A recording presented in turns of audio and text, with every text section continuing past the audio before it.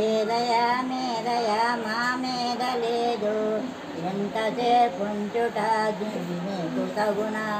దసరాకి వచ్చమని విసలపడక, చేతిలో లేదనక వరనక, ఇరుగు పొరుగుల వారు ఇస్తారు సొమ్ము, పావల బేడైతే పట్టేది లేదు, అర్ధ రూపాయి అయితే అంటేది లేదు, ముప్పావల అయితే ముట్టేది లేదు, ఇచ్చు రూపాయి అయితే పుచ్చుకుంటాము, పై పావల మాకు పప్పు బెల్లాలు, శీఘ్రమే పంపుడి శ్రీమంతులారా.